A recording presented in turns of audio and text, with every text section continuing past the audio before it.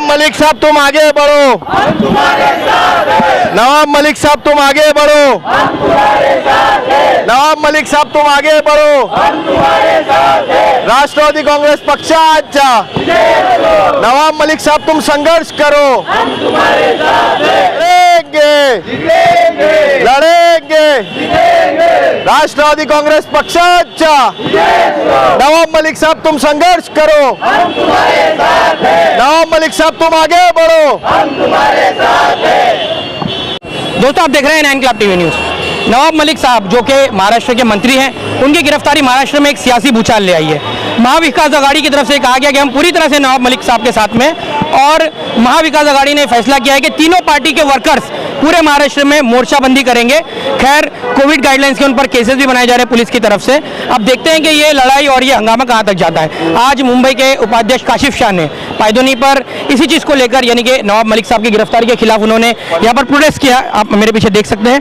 जहाँ तक अब तक जानकारी मिल रही है कि जो कोर्ट ने नवाब मलिक की दरख्वास्त को मान लिया कि उन्हें घर का खाना और दवाएं दी जाए।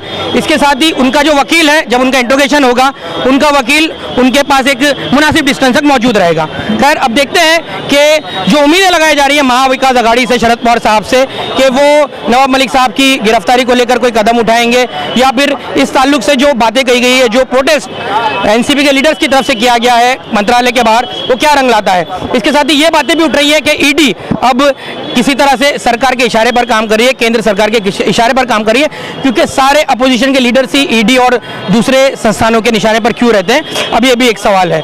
जब हमने काशिफ शाह साहब से पूछा कि जिस तरह से समाजवादी के लीडर है आजम खान, उनका यूपी में हाल हुआ, सेक्युलरिज्म के नाम पर जो उन्होंने काम किया, 20 साल तक पार्टियों का साथ दिया, लेकिन अब वो बिल्कुल किनारे हो चुके हैं एक तरह से, तो क्या नवाब मलिक साहब उस कदम की तरफ तो नहीं जा रहे। तो उन्होंने कहा कि नहीं, शरद पवार पूरी तरह से उनके साथ में है, और उन्होंने ये पूरा भरोसा जताया है कि महाविकास आघाड़ी सरकार इस मामले पर कोई बेहतरीन कदम उठाएगी और जल्द से जल्द उनकी बेगुनाही साबित होगी। तो क्या कहना चाहेंगे बीजेपी सरकार को, और आपकी क्या मांग है?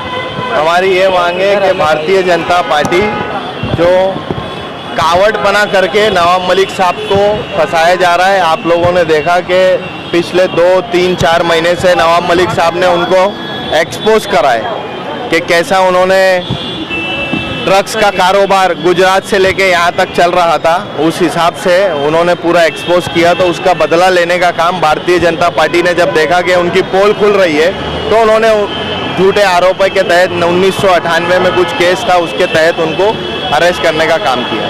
इसके पहले क्यों नहीं करा गया, या अभी क्यों इस सब बातों को उठाया जा रहा है? इसलिए उठाया जा रहा है, ड्रग्स का कारोबार जब से शाहरुख खान के बेटे को अरेस्ट किया गया, जब से उनके कारोबार का मालूम पड़ा। आपने देखा होगा जब नवाब मलिक साहब के दामाद को अरेस्ट किया था, जब भी नवाब मलिक साहब ने कोई आरोप नहीं लगाया था कि हो सकता है कुछ ऐसी चीज़ें होगी, लेकिन जब शाहरुख खान के बेटे को अरेस्ट किया तो उसमें मालूम पड़ा हाँ ज़रूर इसमें कुछ ना कुछ काला कांडी है, पैसों की वसूली कर रहा है समीर वानखेड़े। उसके हिसाब से बीजेपी अब क्लियर हो चुकी है कि हाँ वो ड्रग्स वालों के साथ है। सर, जिस तरह से तीनों महाअघाड़ी सरकार ने जो है प्रोटेस्ट करने के लिए कहा था, लेकिन देखा जा रहा है कि ज़्यादातर स्टेट में जो है एनसीपी ही प्रोटेस्ट कर रही है, बाकी की जो महाअघाड़ी सरकार है वो क्यों नहीं कर रही है? नहीं, आप देख सकते हैं कि खुला तौर पे कि इस्तीफा नहीं लिया गया। उद्धव ठाकरे साहब ने पूरा समर्थन दिया है, और आदरणीय बाला साहब थोराट, अशोक चौहान, हुतात्मा चौक पे आंदोलन रखा गया था परसों के दिन। पूरी महाविकास आघाड़ी के पूरा कैबिनेट मंत्रिमंडल था। काशिफ भाई, नवाब मलिक साहब के इस्तीफे की मांग करते हुए बीजेपी ने हंगामा किया, बीजेपी ने प्रोटेस्ट किया, और हम देख रहे हैं कि एनसीपी के सारे सीनियर लीडर, महाविकास आघाड़ी के लीडर्स गांधी प्रतिमा के पास जमा हुए मंत्रालय में।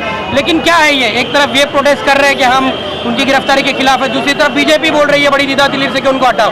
तो क्या जवाब देंगे, क्या किस तरह, कब तक चलता रहेगा? देखिए, जैसा कि आप देख सकते हैं कि पिछले कुछ महीनों से उनकी बहुत बड़ी पोल खुल रही है। उस पोल खुलने की वजह से उन्होंने ये कार्रवाई करी है, और उनके इस्तीफे की जहाँ तक मांगे तो पार्टी ने साफ तौर पे कहा है कि इस्तीफा नहीं होगा। वो हमें डराना चाहते, लेकिन हम डरेंगे नहीं, लड़ेंगे, जीतेंगे, और बार बार इनको एक्सपोज करेंगे। आपका क्या कहना है कि ये एक षड्यंत्र है? बिल्कुल षड्यंत्र क्लियर। आप देखिए 2 महीने से वो कह रहे हैं हमारे घर मेहमान आने वाले। ट्विटर पे आप देखा होगा, मीडिया ने भी कवर किया उसको। मेरे घर मेहमान आने वाले, मतलब उनको 1.5 महीने से पता था ऐसा होने वाला है। दाऊद से भी उनका जो है कनेक्शन बताया जा रहा है, इसके बारे में क्या कहेंगे आप? मैं आपसे यही कह रहा हूँ कि हर मुसलमान नेता का दाऊद से कनेक्शन बताते जी। उन पे जो कार्रवाई, आप दाऊद को लाते क्यों नहीं है? मैं तो ये सवाल पूछना चाहूंगा। 25 साल हो गए उनका आज। कहना है कि वो एक्टिवली वो इन्वॉल्व थे फंडिंग में, टेरर फंडिंग में। जी बिल्कुल, तो ऐसा ऐसा कुछ भी नहीं है। 98 से आप कार्रवाई क्यों नहीं करे? आपकी 7 साल सरकार है, आप 7 साल से कार्रवाई करते। पिछले 5 साल महाराष्ट्र में आपकी सरकार थी, जब आप कार्रवाई करते। अभी ये एक तहत आपको महाराष्ट्र, झारखंड और वेस्ट बंगाल की सरकार गिराना है, आपको एमएलए खरीदना है, खरीदे नहीं जा रहा है। काशी भाई, ईडी की भूमिका को आप किस तरह देखते हैं इसमें? क्या आपको लगता है ये मुनासिब कार्रवाई हो रही है? क्योंकि देख रहे हैं कि सारा जो सेंट्रल गवर्नमेंट के जो सारे कानून है, सारी संस्थाएं हम देख रहे हैं कि सिर्फ और सिर्फ अपोजिशन पे इस्तेमाल हो रही है। तो और इसको लेकर ममता बनर्जी ने भी एक बात कही थी शरद पवार साहब को कि इसके लिए विपक्षीय एकता की जरूरत है। तो विपक्षीय एकता कब बनेगी? क्या मैसेज देंगे इसका? बिल्कुल, आप विपक्षी एकता देख सकते हैं। विपक्षी एकता ऑलरेडी है। अखिलेश यादव ने स्टेज पे से नवाब मलिक साहब का नाम लिया, ममता बनर्जी ने पवार साहब को फोन किया, केसीआर ने फोन किया।